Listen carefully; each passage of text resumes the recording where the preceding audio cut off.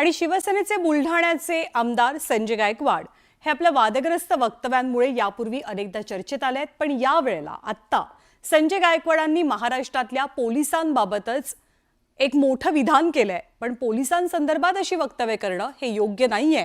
एकनाथ शिंदेंना गायकवाडांना समज द्यायला सांगणार असा थेट इशारा राज्याच्या मुख्यमंत्र्यांनी गायकवाडांना दिलाय। संजय गायकवाडांची मुक्ताफळं। पोलीस हा सारखं अकार्यक्षम डिपार्टमेंट भारतात म्हणजे आपल्या जे महाराष्ट्रात जगात कुठंच नसतं। महाराष्ट्र पोलिसांवर गंभीर आरोप। वेळ केली 50 लाख कधी पकडले हे 50,000 दाखवतो। गायकवाडांच्या वक्तव्यावरती वाद। पोलीस डिपार्टमेंट मध्ये कोणताही शासनाने कायदा केला की याचा एक हप्ता वाढला, गुटखा बंदी केली की याने गुटखा द्यायचा यांचा हप्ता वाढला, दार बंद केली की याने चालू करायची हप्ता वाढला।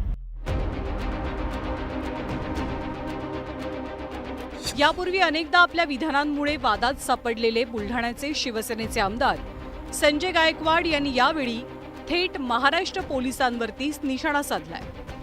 पोलीस खात्याची अकार्यक्षमता आणि पोलीस खात्यात बोकाळलेल्या भ्रष्टाचाराबद्दल बोलताना गायकवाडांनी सरकारलाच घरचा आहेर देऊन टाकला।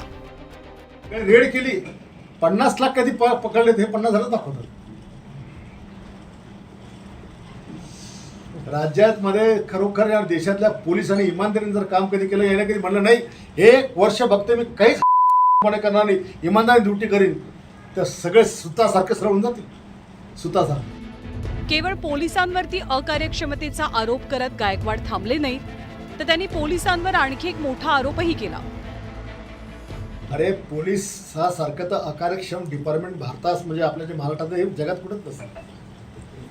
पोलीस डिपार्टमेंट म्हणजे कोणताही शासनाने कायदा केला की याचा एक हप्ता वाढला, गुटखा बंदी केली की याने गुटखा द्यायचा यांचा हप्ता वाढला, दार बंद केली की याने चालू करायची हप्ता वाढला।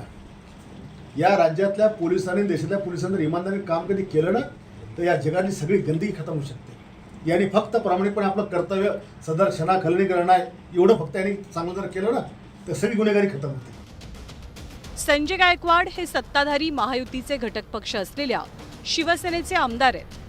त्यांनी थेट पोलिसांवरती केलेल्या आरोपांमुळे सत्ताधाऱ्यांची मात्र कोंडी झाली आहे। त्यामुळे सत्ताधाऱ्यांनी गायकवाडांच्या वक्तव्यावरनं आपले हात झटकले। तर या मताशी आम्ही कोणी सहमत नाही।